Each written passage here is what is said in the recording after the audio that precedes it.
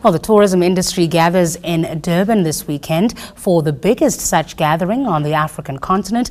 It showcases the widest variety of Southern Africa's best tourism products and attracts international buyers and media from across the world. Joining me now for more is the CEO of South African Tourism, Thulani Nzima, from our studios in Durban, getting ready for this showcase. Thulani, thanks for your time this evening. What makes this showcase such an attractive proposition for the industry across the continent? Good evening, Siki. What makes Indaba the biggest gathering is exactly what you said earlier on. It is the biggest trading floor in the rest of Africa. It brings the best of what Africa can offer in the line of travel and tourism. It brings the biggest gathering of exhibitors in Africa. It is also a platform which we provide as a one-stop shop for all the buyers coming internationally. We have also positioned it correctly as a pan-African trade show.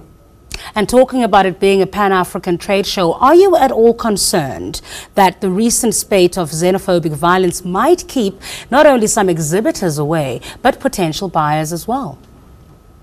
No, not at all. In fact, we are very, very comfortable where we are now.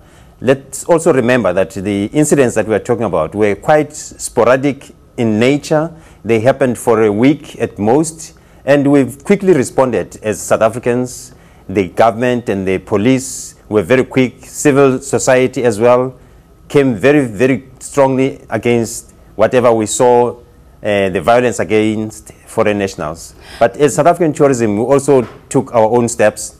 We were quick to reassure all our African brothers and sisters that the incidents that they witnessed in the past few weeks were actually coming from a minority. It is not the voice of all South Africans. And as South Africans, we understand our context. We are part of Africa. We are Africa ourselves. We believe that the growth of Indaba itself has to a very, very large extent been because of the support that we are enjoying from the rest of Africa. So we think that also the steps that His Royal Majesty has taken to address his people here in KwaZulu-Natal has helped quite a long, long way in making sure that people can feel very, very comfortable. Yeah. So our invitation is quite open. It's saying, come to KwaZulu-Natal, come to Durban and enjoy yourself. But has everyone accepted that message? The Mozambique Tourism Board has reportedly pulled out of the event.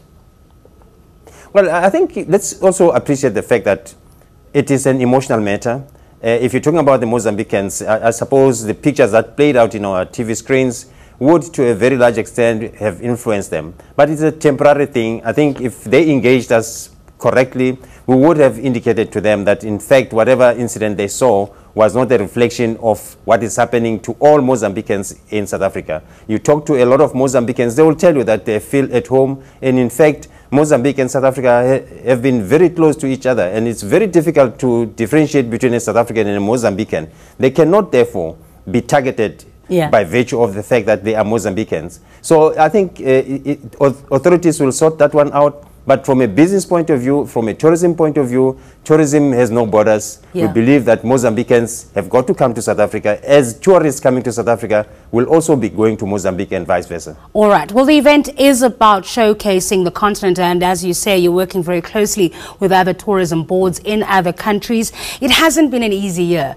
for the continent as a tourism destination. Besides our attacks here, there's been Ebola, there's been Boko Haram, there's been bombings in Kenya. How do you sell the continent, Thulani?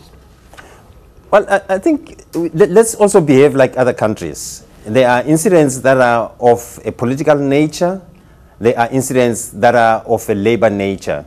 If you put context to all these various issues, you will get to understand that the tourism experience that a tourist will have when they come to a country will be different to what will generally be a political or a labor-related matter.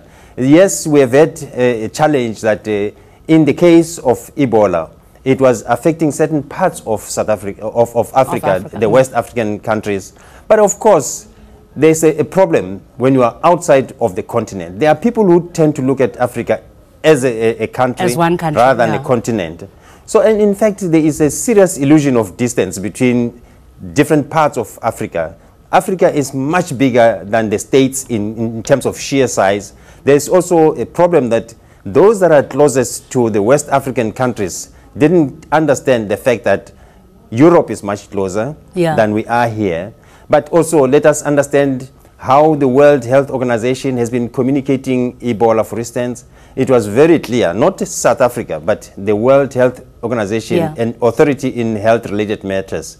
It indicated that Ebola is not an airborne kind of disease. It would not be blown to South Africa when the direction of the wind blows south. So people have to understand that. But of course, an emotional matter of that nature, people don't want to be at risk, even though South Africa never had Ebola. But it is by virtue of the fact that we are part of Africa, yes, we have had to pay a price for that kind of thing. And obviously, you know, a little bit more education needed, but that's part of the role, I suppose, every tourism board in every country would play. Thanks, Thulani, for your time this evening. Thulani Nzima is CEO of the South African tourism.